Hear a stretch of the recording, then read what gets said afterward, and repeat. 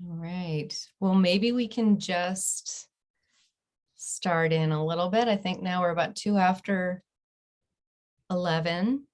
And as others join us, feel free to, jump in the chat, say hello, let us know where you're from.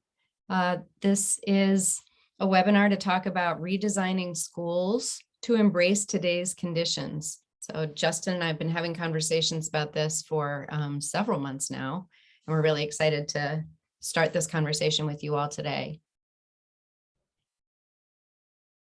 So I think we will go ahead and officially check in now.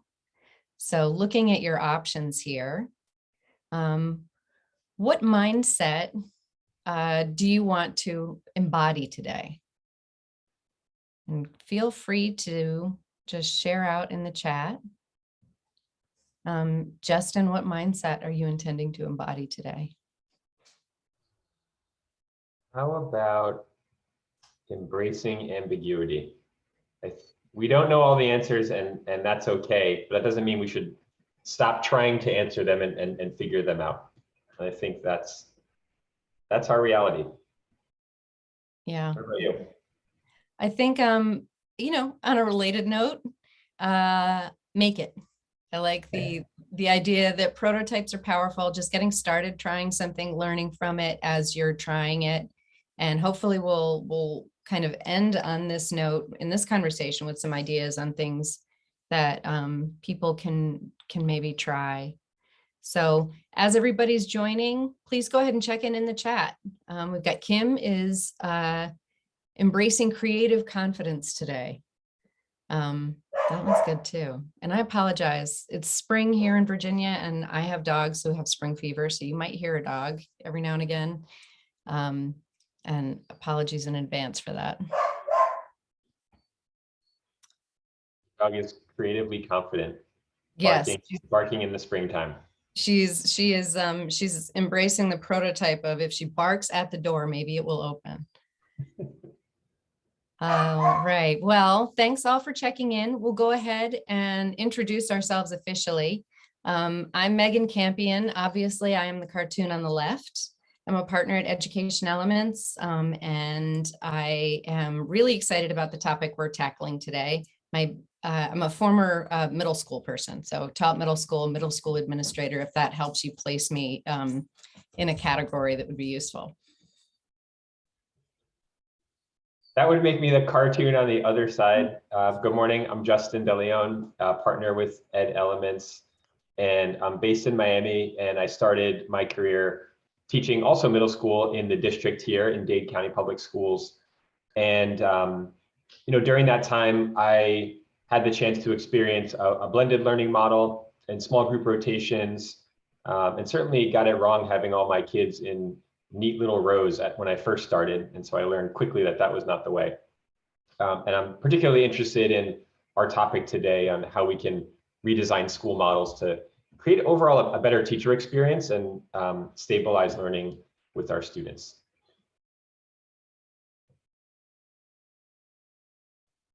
If you are unfamiliar with Education Elements, here's a little information about who we are and what we believe and what we do. We do believe that schools grow when people grow. We're all very aligned in the thinking that as everybody in a school organization learns, everything improves, which is why we do a lot of what we do in terms of webinars like this and the blogs that we write. We really believe in that sort of continuous learning and learning with each other. The services that we do with school districts are listed in the bullets on the bottom, and we also do other things as well. The common thread among all the things that we do is really helping districts manage change. And we have been around since 2010, I think, 2010. So we're 11 coming up on 12 years. I think it was December that we celebrated our anniversary. So in that time, we've worked with schools and districts across the country. I think we all the way from Alaska to Miami. And we've worked with these districts with a reach, the last time we counted, we estimate we've reached about 1.5 million students, 1,700 plus schools, and probably mid 300s in the districts by now. So we have learned a lot in seeing the way that things are implemented across the country, and we love to share the things that we're learning with the people that we work with. Today, our objectives are, we're thinking about school design through sort of a teacher lens. So we want to be thinking about the current state of the teacher experience. We're going to explore some models that we hope will spark some thoughts for you for things that you might want to try to orient toward managing teacher retention, teacher attrition, and how you keep your school going. And then hopefully we'll end with you being able to consider some ways that you can design solutions using these ideas for your school community. Megan. So I'm going to go ahead and move us forward and dive into reflecting on the current state of the teacher experience. But before we do that, I wanted to step outside of education just for a moment and talk about restaurants and restaurant workers, servers, hosts, hostesses, cooks, chefs, etc. And because I think there's some parallels between what the economy and our country and globally too, we're seeing in the restaurant experience and what restaurant staff is experiencing, and particularly operators and managers of restaurants. Similar to education and public school education, there's a lot of shortages. What you're looking at here is a graph from the National Restaurant Association.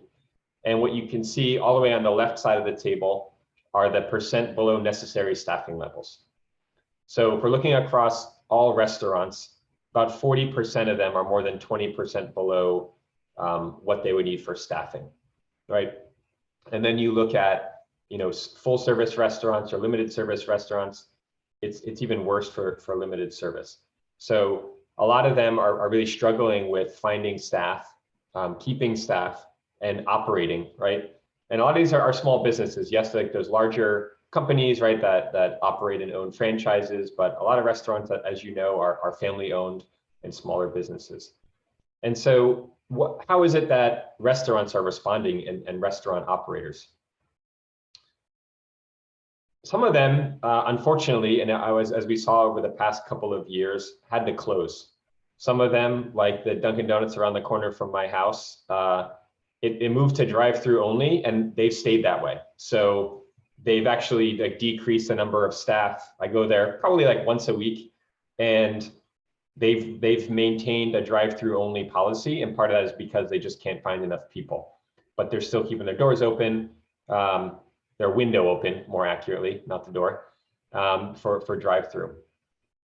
Something else that perhaps a lot of you have experienced is the whole kind of automation through the QR code, right? And a reduced and leaner staff in restaurants. So for example, a couple of weeks ago, I was in Washington, DC, and when we walked in, there was just somebody, it was a taco restaurant, maybe 15, 20 tables. I walked in, I was with a colleague of mine, and there was a bartender behind the bar, and she basically told us to sit down, right? Scan the QR code, order everything through our phones, and then the food came out from somebody from the back, like working in the kitchen. So, and I handled my check through my phone, and some of you may have experienced this too when you're going out to eat. But essentially, instead of relying on a host, right? Instead of relying on servers, instead of relying on food runners, right? And the chef and everybody in the kitchen, they reduced it to somebody one position that plays host, right? They outsourced the role of the server a bit to technology, and the kitchen staff is the one who's bringing the food out, right? So they're like reducing the number of people that they're relying on. But still, I got my food and it was good. On the other side too, right? Like this picture top right is from actually, if you can believe, like a Cuban restaurant in Miami where I live, and there is a family-owned restaurant who was really struggling to find staff. So they're figuring out, how do we just kind of like do away with some of our staff because we can't find and keep people anyway, right? And they're running food. They're experimenting with robots. In no way am I suggesting that like we need to be putting robots in the classrooms. That's not the case. It's more about how do we disrupt our thinking, right, and think differently about current like school operating models and staffing models and classroom models. So just a way to kind of get us to think outside of the box and know, you know, at a larger scale, we're not alone in figuring out how do we adapt the way we do things and how do we adapt from what we used to think was normal. So when we're thinking about in the context of schools, right, how do we redesign them to attract and retain staff, and what are the implications, like Megan was talking about earlier, to help us address some of the attrition challenges that we're experiencing and that as leaders, right, or teachers, you all are experiencing and navigating as well. We know that if we maintain the status quo, we're going to experience the current performance that we have right now, right? For some schools, it's actually working out okay. It's not dire for everybody, but for many schools and many school communities, and unfortunately the students that those schools serve, those recruitment and retention challenges are very much alive, right? And keeping teachers is very difficult. And so then that opens up the question, how do we adapt? Yes, there's implications for the way that we recruit, right? And recruitment strategies. There's also implications for how we design the schooling experience. And that's really what we're here to talk about today. So does that mean, you know, we create more flexible schedules for students and staff and challenge the length of time that the school day runs and is offered? Does it mean we move to team teaching as a norm to kind of distribute some of the roles and accountabilities of teachers to reduce or kind of redefine the workload? Does it mean we think about 40, 60, 80% teacher staffing models, right? And so allow some teachers to work part-time, or do we expand virtual options or redesign physical spaces? And these are just some ideas, right? And we know that there's some schools across the country and districts who are moving in this direction because we know this can't be our option anymore, maintaining the status quo. And we know why that is, right? We know in part that's because we're experiencing a decline in teacher preparation programs and enrollment in them. This is just one stat, right, of the decline that we're seeing. And it's not something that's new. This is not like a problem or a reality that we're like, oh, because of the pandemic, out of nowhere, we have this massive shortfall of people enrolling. No, we've seen this coming for a long time, right? And the pandemic just made it even more clear. And we're continuing to figure out new ways to redesign schooling models, right, and the teacher experience to make it better, right, and make it places where people want to work and thrive. Thinking about, you know, polling staff, right, and polling leaders, a lot of people are reporting that it's moderate to very severe in terms of the shortages that they're experiencing in their school district now, or that they expect to experience next year. We also know that depends on the state, right? So some states are experiencing that in some districts, depending on if you're in a rural setting or you're in a larger city, right? Or if it's competitive across a number of districts right around you, right, to find teachers. There's a lot of different variables and conditions at play, which we certainly understand and are aware of. But the fact remains that staffing shortages are very much alive and well for many schools. And part of that, you know, has required people to do more with less. And that's probably something every single person on this webinar can relate to. This idea that, you know, when we're shorthanded, we ask others to step up and fill some of those accountabilities, whether that's substituting or helping out with additional tutoring or monitoring, you know, lunchrooms and cafeteria, or helping out in media centers. There's a lot of different ways that leaders are, and teacher leaders and teachers are stepping up and adapting so that they can again continue smooth school operations and maintain a high quality experience for their students as best they can. So another way to think about this too is thinking about the physical environment. So what you're looking at here, just a couple of images from a report that was put together based on survey data from a group called Corgan. They're an architectural firm, actually. And what they're trying to understand is the impact of physical space right? And also what teachers want from the classroom. Like what do they actually want in their classroom? What do they need the classroom to be able to do in their school building to be able to do? Because there's a lot of implications about the teacher experience there within that data. And so they surveyed teachers before the pandemic, and at that time they had no idea, obviously, what was going to happen. And then more recently, and what they found, was some of the things on the right, which are probably not particularly surprising to each of you.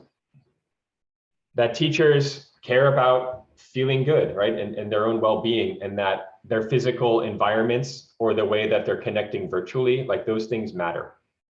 That they want some flexibility in terms of their space. They want somewhere where they can like take a private phone call, right, or work on lesson plans. They want some degree of personalization and choice over their career, right, and over what they're doing on the day-to-day. And they want their school to be more of a workplace. They don't necessarily want to do everything in their classroom isolated. They want to be able to connect with other people and their colleagues in a place that makes them feel good, right, in a physical setting. And what was interesting too is a lot of the teachers surveyed and interviewed reported they avoid some of the teacher workrooms and common spaces because they're just not places that are conducive to working together or that are comfortable. So I'm just raising this because all these smaller things matter, right? And these are different considerations for us as we're considering what could it look like to change the way we think about schools and the way that they're designed. And so another data point to think about here is how there's sometimes a mismatch between what employers, right, or leaders and managers think that their employees want, that are going to keep them in their roles and help them to feel satisfied, right, and fulfilled in their jobs, versus what employees actually report. So what you're looking at here, and it might take a second to orient yourself, is essentially like a plot of what employees report they feel is most important to them as employees. Those are the things in blue, the top responses. And in gray on the right-hand side, those are what managers and employers felt that they thought their employees wanted. So you see, and this is across different industries, including educators. So this is a survey and a poll done by McKinsey. This happened in late summer into the fall of 2021. Looking in the top right, a lot of employers and managers thought it was about work-life balance, addressing the unmanageable workload, and feeling engaged by work and being able to care for their families. That doesn't make these things not true. The disconnect is just what is it that employees are asking for, and do those two things align? What they found from employees was they wanted to feel valued by their organization. Like, I feel seen and I feel heard by my company, right, or by my organization, by my district, and by my manager, right? They're listening to me. They're present when I talk to them. They take action when I ask them for things. And people also wanted to feel a sense of belonging. I feel like I belong in my school, in my company, right, in my organization. I have people that I have trusting relationships with. And if you think about it, all of these things that are reported by employees, they don't necessarily need to cost anything. They're not, people aren't overwhelmingly asking for like an increase in pay, although we know that many teachers are asking for that, right? And it would be great if we could do that for as many teachers as possible. There are things that don't cost money that can be done, right? And by design, we can do things in the way we're thinking about schools to get at helping people to feel more valued or feeling a greater sense of belonging. So again, just something to think about here, and a different dimension of when we're thinking about school design and the employee and the teacher experience, what is it that would help employees to feel more satisfied, right, and teachers to feel more connected? And when we think about the lack of connection, right, or perhaps not feeling valued, or a lack of support, these are all the things that contribute to the attrition, right, and the churn in the teacher workforce. So if we look across the teacher life cycle, from teachers coming in, learning about a district, right, or a charter network, getting recruited, engaging in that hiring and interviewing process, right? Starting to get onboarded, developing as a teacher, and then being empowered to grow, right, within that organization. There's challenges they're met with along the way. So for example, in a lot of schools, teachers share and report that onboarding is kind of one size fits all, doesn't necessarily meet their needs. Once they're in the early stages of their career, they experience a lack of support and a lack of a sense of belonging. Not exclusively, but again, like we're just sharing these things to make connections between some of the data points that we talked about earlier and how that relates to phases of the teacher life cycle, right? And then as teachers are getting more established in their careers and you're thinking about growing, right, becoming a leader as a teacher, many teachers experience like limited flexibility and agency over instructional design, for example, or flexibility over their schedule or their career pathway. Or perhaps they don't feel valued by their manager or listened to when they're asking for changes or they're asking for support. And so what do we do about this, right? And what do we do about it in a way too that's within like our locus of control, knowing that there's policy conditions, right? There are unions that have to be navigated and negotiated with. So like, what are among the things that we can do? And part of the way that we think about it is really doubling down on building schools where people feel a strong sense of belonging.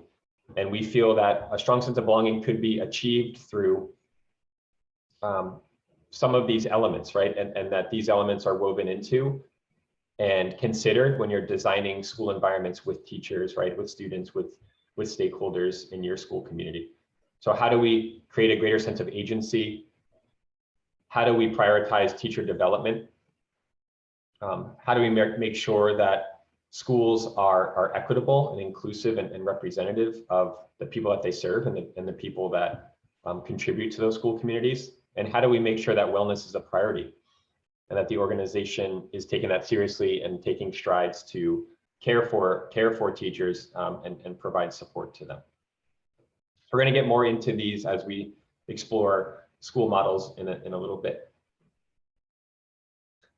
And what I mean by that is by like thinking about what might the kind of tangible implications for school models be, considering these elements of belonging, right? So getting back to, again, thinking about how do we create schools and design schools, given today's conditions around what employees are asking for and what teachers are asking for, what's difficult for them. Knowing that we have some constraints, right, that are very much real. What are some of the implications for school models? So we're going to get into these things on the right as we're exploring different school models in a couple of minutes. Like, how do we make sure that teachers maintain some agency over instructional design, or we create leadership opportunities for them, or we have diverse representation on decision-making bodies and committees within schools and districts, or we are really diligent about protected planning time for teachers so they can get their work done. Or we're thinking about how to create more flexible schedules so that they can take care of themselves and their families.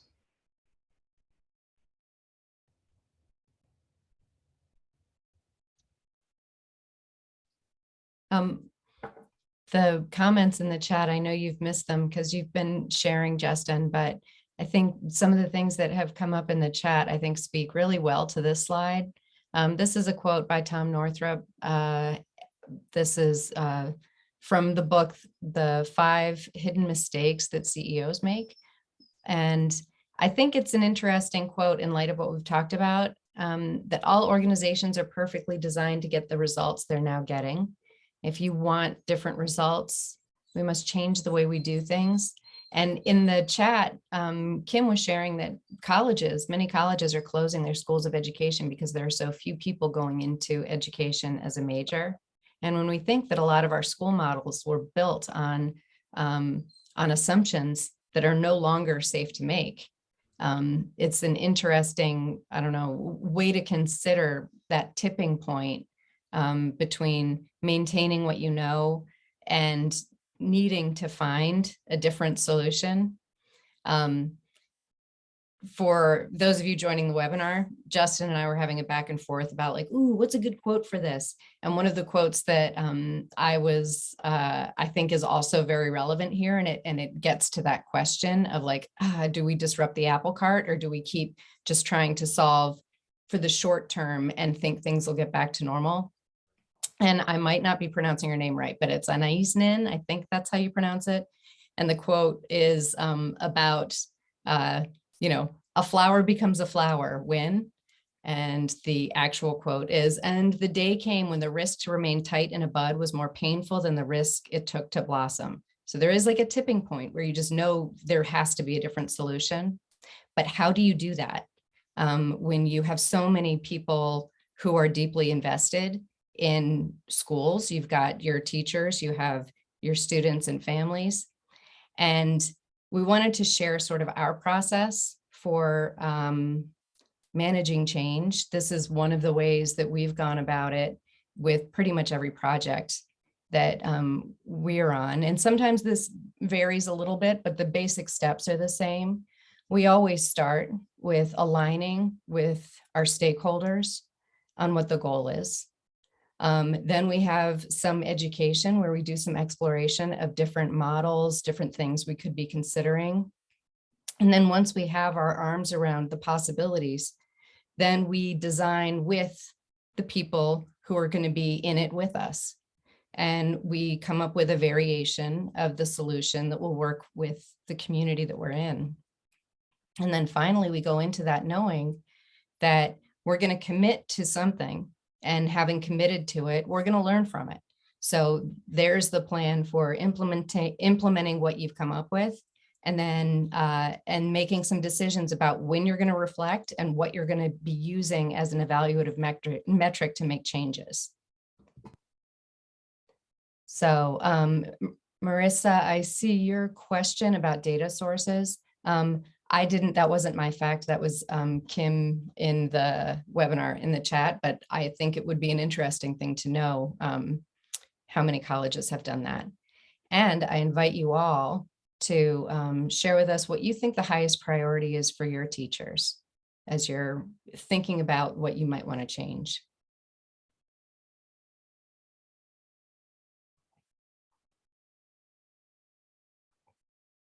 And while you're thinking that through, we'll share with you some of the models that we researched to bring to you. Student voice and achievement is one of the highest priorities that we've got named here, and the well-being of faculty. That's something that I hear a lot. I was on a focus group with a group this morning, and I think the common thread with everybody, it was teachers and administrators talking about time, just the time to collaborate, time to plan well, the social and emotional health of students and staff, safety, seeing growth, and the sense of feeling valued, sense of belonging, and salary upgrade for certain. Yeah. Thank you all for weighing in here. Making sure everyone's okay. I think that that common thread that you all are mentioning, that I think Justin also touched on with the sort of framing for how we were thinking about these models, that, well-being, belonging, feeling like they've got some agency and feeling like they're valued. Yeah. Thank you all. Yeah, and continue, please continue to share. We appreciate the level of engagement in the chat and just seeing the diversity of thoughts and also the alignment as well. There's a lot of consistency too. And Sandy, I appreciate just how straightforward your comment is, like making sure everyone is okay. And I think that just connecting that back to that McKinsey article, and Megan, thanks for sharing that too with everybody. That's a big part of it, right? Do teachers feel like they're being listened to and heard, and asking them if they're okay and really listening and being present is a simple way to do that. But that does get back to, as a leader, do I have time to do that, right? Or as a teacher, leader, or mentor, am I prioritizing the time to do that? Okay, so we're going to get into a couple of different school models to show you, and classroom models and examples of them as well. And the idea is, some of these you might be familiar with, so it might be a refresher, some of them might be newer to you. But the idea essentially is to give you some inspiration, right, or remind you of different examples of models that potentially you could use in your school or the schools that you support, to challenge the way that we think about what teaching and learning looks like. And again, prioritizing in our lens today, prioritizing the teacher experience. So a first one here is something each of you might be familiar with. And I think Kim mentioned before hybrid schools earlier, and I'm not sure if you meant hybrid, like some kids virtual and some kids in the building, or hybrid, meaning some kids, learners online for part of the day. But that's what we're talking about here with this flex model. So there's a lot going on, a lot of little people icons here in our green and blue. But essentially at the core of the flex model, the curricular spine of that, right, usually is some sort of online curriculum. So that's what you're seeing here in the middle. We know that the flex model probably been around for 15 years, maybe a little bit longer. And there's different variations of what the flex model can look like. But essentially, the majority of students at any given time are completing projects and online coursework. That's essentially self-directed, right? And you have, and you can have, 10, 20, 30, 40, 50 students doing that. It could be in a single space or across multiple spaces potentially.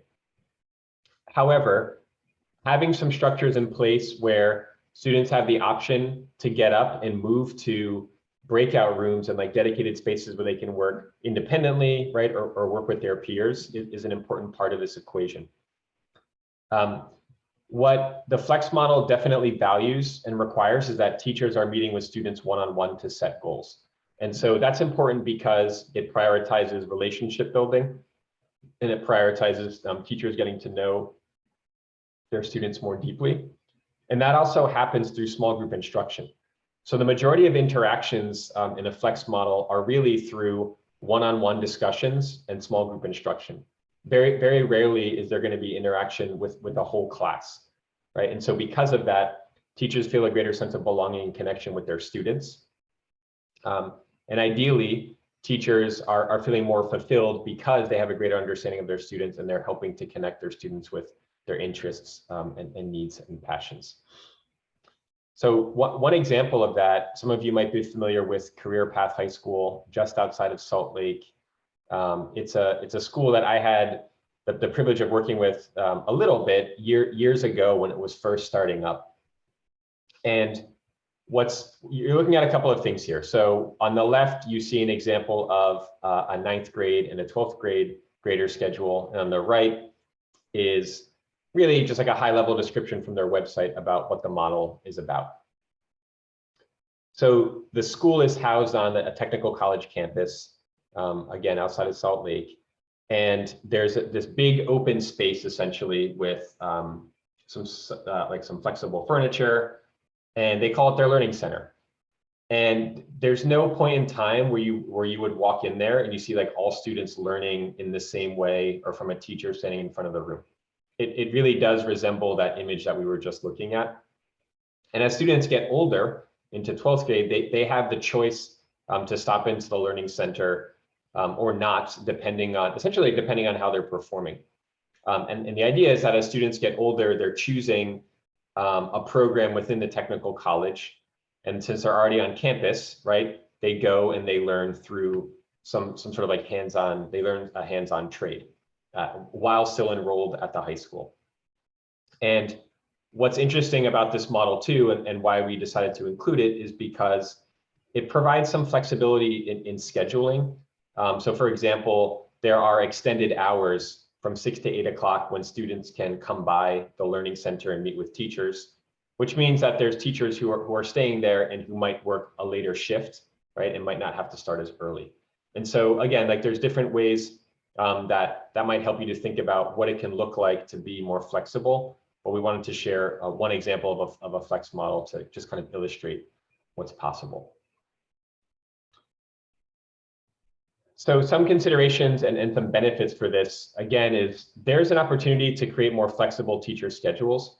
So in that particular school, because at any given time, you don't necessarily have all students there, you don't need as many teachers in the physical space, and some teachers can be supporting students remotely, right? So that does afford some potential flexibility in a flex model. There's the continued emphasis on teacher and student relationships, because most interactions, if not all, are one-on-one or in small groups. You have generally a leaner staff. And so because of that, like everybody, of course, in any school, everybody matters, but having that leaner staff creates a potential for a greater sense of belonging. But it also means that teachers are taking on more of the leadership accountabilities. And by design, some of that leadership is distributed. What you might consider, though, for this one is the degree to which you want to embrace like online learning, right? And the degree to which teachers have capabilities for small group and planning and facilitating collaborative learning. Scheduling is also a consideration here, but it can be one that's used to the benefit of the teacher experience. Again, affording more flexibility by thinking about shifts of when teachers might be participating or where they're supporting from, right? So teachers, if we know that some students are home, teachers could be home too, right? And again, that affords some flexibility. This model does require, though, a high degree of developing student ownership and self-direction, which we all want with students or for students too, and like we all want to be able to develop that with them. But it does take some upfront investment in developing those routines, right, and the habits of mind so kids can be successful. All right. So I'll show you one more, and I'll pass it back to Megan here. This is a different type of model, right? And it's adaptable in different school and classroom model contexts. And this one we're calling a broadcast model. And essentially, the idea is that there's one expert teacher, right? And that expert teacher is recording a lesson. So this was born at like the peak of the pandemic, and we learned about it through a group called an organization called the National Summer School Initiative, right? So this is their model that we had the chance to support just a little bit, right? And essentially what they do is there are these exemplary teachers, so our teachers in blue, and they're about 3 to 5 days ahead of the non-video teachers, right? And so what I mean by that is like in terms of the pacing calendar, right? So the video teachers are always a couple of lessons in front of everybody else. What the video teachers are doing as the experts are recording themselves essentially as an exemplary, a model, right? Here's how I taught this standard or like this skill or this concept. Here are my lesson plan materials, right? Here's where students struggled and how, you know, some misconceptions that I addressed, and you can watch the video. And then what happens is that video and those resources are shared with many teachers. So that could be across an entire district, right? It can be across a feeder pattern. But the idea is that as the non-video teacher, right, I have a choice to make. I can say, okay, I'm gonna play that lesson as is from that expert teacher in my classroom, or I'm just gonna watch it to help me understand what to do as a scaffold and use those lesson plan materials or customize them. Or I'm not going to use any of that. Like it gives me some ideas and inspiration, but I'm going to do my own thing. What's nice about it, though, is there's some built-in professional development. So it creates some efficiency, right? And it creates like a routine structure, because as the non-video teacher, I can always look at those exemplar videos for my own development, but I could also use them in my classroom the next day, right? So it could potentially save me time. Something that it does do, though, if you choose to use those videos of those exemplar teachers with your students, you can be walking around monitoring, right, and like checking in with students, right? And it also prioritizes a focus on the discourse, right, and the relationship building with students.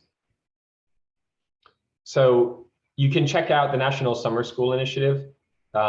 They are continuing to offer summer school, as you would expect based on the name. And they've had really positive results based on their pre and post test scores. Just an example of them you're looking at here for elementary through middle school literature and the course that they offer there. And again, like just like a simplified but hopefully accurate like example of their experience. They use the mentor teacher language, and their mentor teacher delivers the lesson and records it to their showcase students. They share it, right? And again, the partner teachers and the non-video teachers, they choose like, I'm inspired by that lesson, I learned from it, but I'm not gonna, but I'm still gonna deliver the lesson by myself based on what I learned, or I'm gonna share the lesson as is, or key parts of it to supplement my teaching, right? And again, thinking about teacher experience, it's helping teachers. This could be a way to help teachers feel more confident about their own development, because they know they have consistent examples. If they don't know, or they haven't taught a certain standard or skill before, they always have an example to draw from, right? Or it could save them time in planning. It does prioritize relationship building and differentiation. So it could create the opportunity for teachers to work more directly with small groups and individual students, since they might not be as focused on instructional design, since they have support behind the scenes. This isn't something that would work as well for our youngest learners, but could work for National Summer School Initiative that went down to as early as 3rd grade, and they really focus on 3rd through 8th. There's definitely some scheduling considerations that you have to consider, especially if you're using this to drive PD. And of course, like on the technical side too, do people have devices, right, and access to video? And is that something that you'd want to put in front of your learners too? So 2 examples. I'm gonna pass it back to Megan, and she's gonna share a third here. Oh, sorry, I totally forgot. And in terms of what you can potentially do with this, right, and how you might pick up on this one, you could start now with a small experiment by recording one expert teacher's lesson for 3 days in a row, right, and just share it with other teachers. Like, let's say that's in one school or in one feeder pattern, and you have a number of early career teachers who might need more guidance and support. You could do that, right, and just kind of see how that goes and if it's helpful. You could think about how to use a broadcast model to support lesson planning in PD. So even if the majority of teachers, let's say you have like one expert 5th grade ELA teacher, right, in the district, and hopefully many, but there's one that you're identifying for this, you could use like that person's recorded video lessons to model, right, and guide other teachers to inform their lesson planning and help those teachers to be more successful.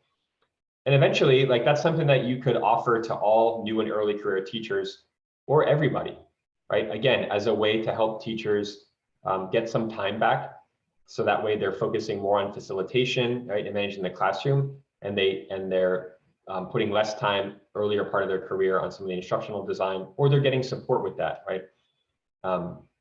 Again, just thinking about scaffolding the new teacher or early career teacher experience so that they're more likely to stay and they don't feel overwhelmed. All right. Justin, there was just a question in the chat in the model that, in the like Summer School Institute, the time for the extra duty, I'm assuming the extra duty is the filming of the lessons. Was that accounted for? Yes, accounted for. Yeah, so it's essentially, ideally what would happen with that is it's included into like the teachers, like the day of, right? So that's going to take some workflow design if you're going to do this in a sustained way, meaning like, let's say that Megan is the expert teacher. Really, Megan, what you'd be doing is just turning your camera on and saying like, okay, we're recording now. And then you would just go about your lesson as you normally would. But there's extra work for you on the back end, because you're going to have to upload that to a certain place and then like let everybody know it's available, and then people have to grab it. So it does take some time to create those workflows, but it ideally shouldn't add extra time for the teacher who's recording. But it is for the teachers who are using those recordings. That's a different way to think about lesson planning and lesson prep, because I have to make a decision, right? Yes. So Suzanne, essentially behind, yes, or it's kind of it's like they would be a couple of days behind on a pacing out calendar, like technically, right? Depending on how you think about it, or like the expert teacher is just a few days ahead, right? And so they're starting out ahead. But ideally, it's worth that sacrifice from that discrepancy, because the newer teachers or emerging teachers are seeing strong examples of practice, and all students potentially, would have access to the best teachers, right? Seeing those lessons, and your new teachers also, right, would see the best teachers. Yeah. So Laura, right, you're seeing this too, right? You're having teachers post lessons and recordings. There's definitely an advantage, right? So students can go back. And what we're talking about here is like, how do we like make the most effective teachers available to all? And then there's certainly implications there for exploring teacher pathways too, right? And like making that a position to grow into, right? Where you're mentoring other teachers, right? And like moving into a more, maybe like a teacher on special assignment, right? Or something in that capacity. Yeah, thanks everybody for your engagement. I mentioned that Justin and I have been talking about this for a while, and one of the things we were thinking about at one point is naming all of the sort of limitations to doing some of these models. We ended up not doing that in this webinar, but I think all of the things that are sort of constraints would be a part of that design conversation that you would have with your teams as you're considering new models, so that you can, so factor those into what you eventually want to try.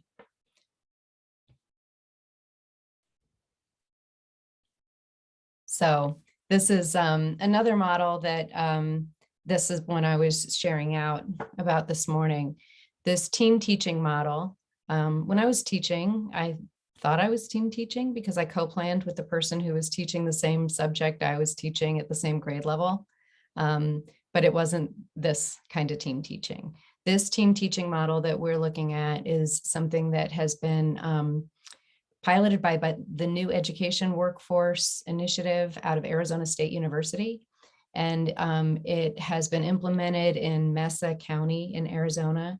And they just did sort of a report out on the experience so far for students and for teachers. So the way this works is, instead of a single teacher with a class of 30 some students, there's a group of 6 or 7 teachers who combine rosters for groups of students. It's not hundreds of students. It's a larger group of students that are in the room with a group of teachers. The teachers co-plan, and then they're working in the space with the students. They coordinate so that they're meeting the needs of individual students. So you may have one teacher and an aide working with a small group on something. You may have one teacher doing one-on-ones, another teacher leading a larger group through a lesson. And students are working with the teachers in those groups that the teachers plan.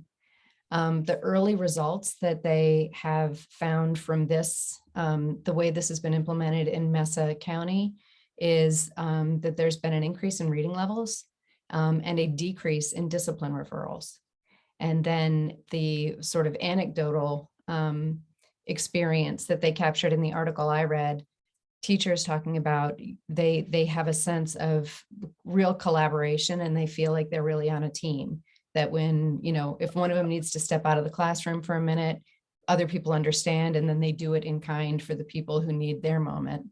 And then from the student and parent perspective, the sort of cause for celebration was that when students have opportunities to work with that many teachers, there's always one that they're really going to click with. So even if, we've all had the year where we maybe, as a teacher or as a student or as a parent, where there's a real challenge connecting between the teacher and the student. And in this model, those students have so many potential people to connect with that there's a much higher possibility they're really going to connect with one.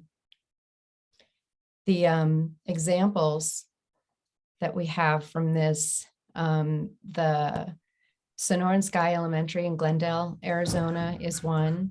And the other two presented at a conference about this team teaching. One is the Center for Advanced Research and Technology. That's a high school in California, and then Bronx International High School in New York.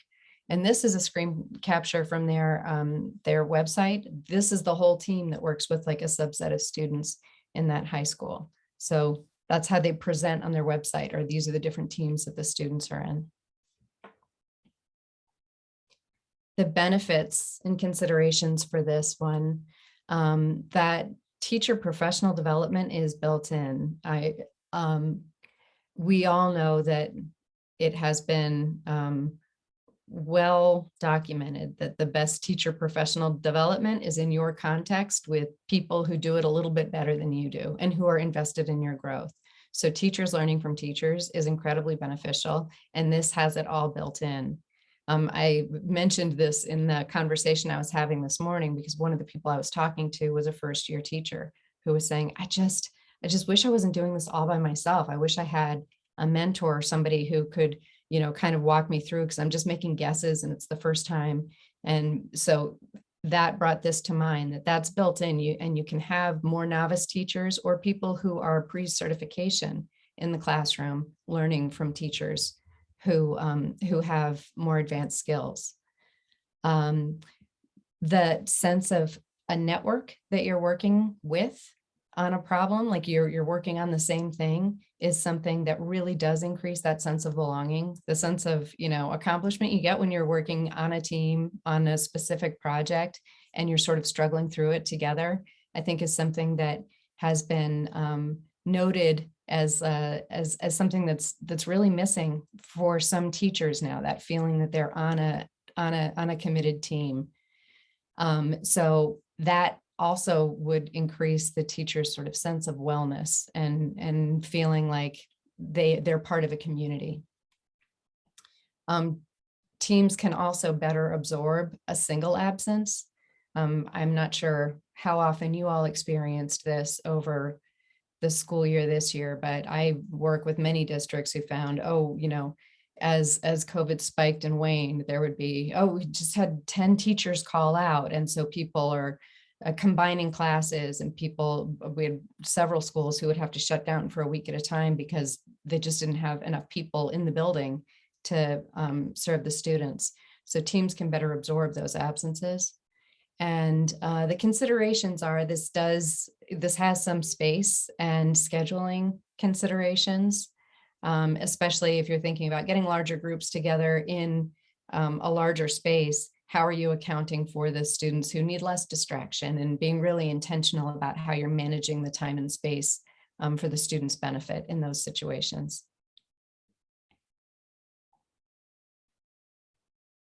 And if you were thinking of ways that you could maybe play with this idea now, inviting volunteers to just partner teach, having 2 teachers planning and teaching in one room. If you wanted to push that a little further, maybe there's 2 grade level classes that you could have in one large space, and using the station model so that students are rotating among the teachers. And then eventually that sort of whole team teaching with teacher teams of 5 to 7 teachers, potentially having some aides in there to make sure that you've got that sort of pipeline developing, and also a more structured model for doing this. So having looked at some ideas for things that you might want to consider, we invite you to just pick one of these sentence stems. Something you liked, something you wish based on what you saw, or something that you're kind of wondering based on what was shared. Maybe it is like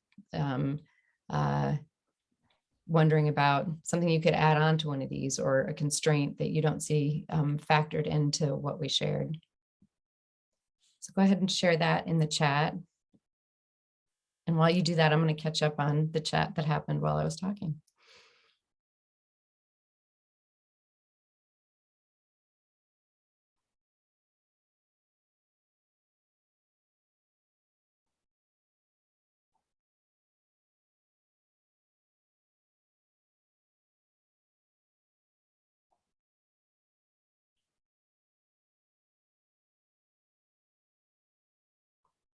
Liking Jennifer is commenting on the gradual release steps, and developing more expert teachers from exemplars. That's great. That Anne is commenting on the specific models, and being able to share those. Yeah, Cynthia, I hear you, right? Like having more autonomy to be able to make these changes. That's part of why Megan and I, we tried to share, we know they're just initial steps, but kind of what you might do now in smaller moves to shift in like directionally into the spirit of a model. Yeah. Yeah. So right. Like so we do hit constraints too with like the physical space. That's unequivocally true, right? Yes, we'll definitely share these slides. We're going to share a recording and a copy of the slide, or the actual slides actually, after we hang up here.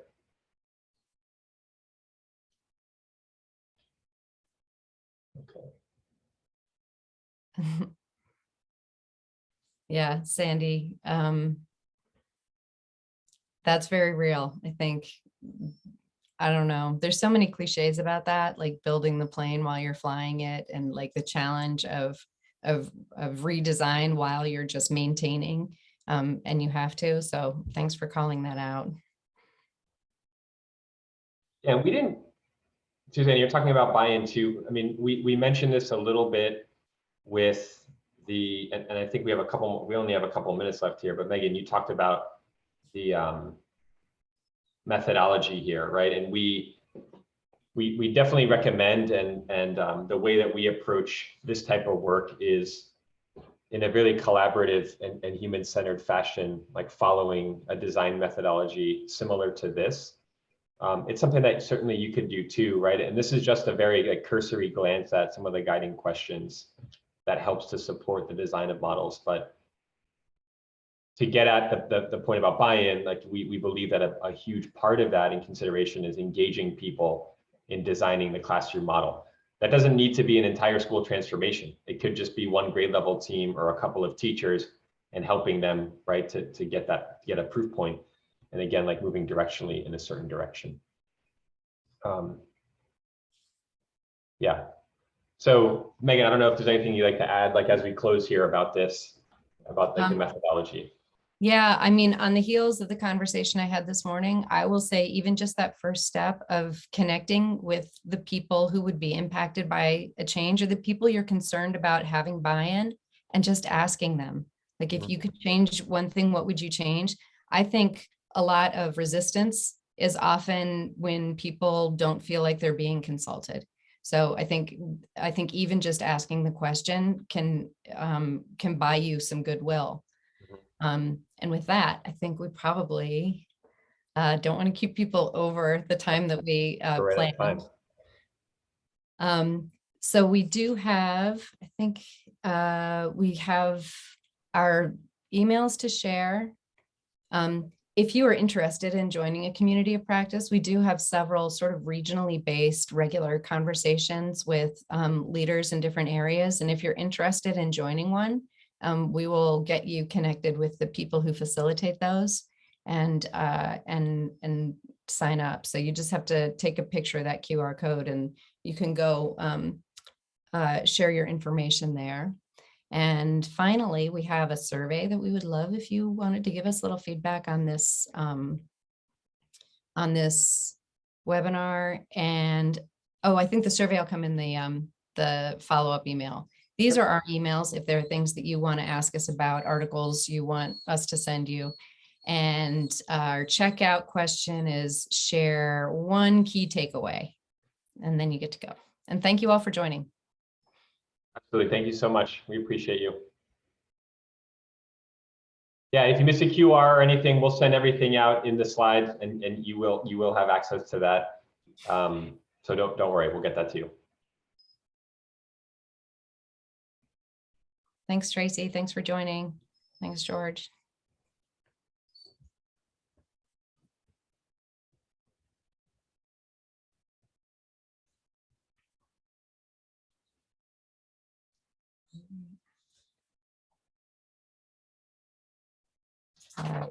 Yes, slides, QR code, and recording are coming. Thank you all very much for joining. And I think have a lovely afternoon.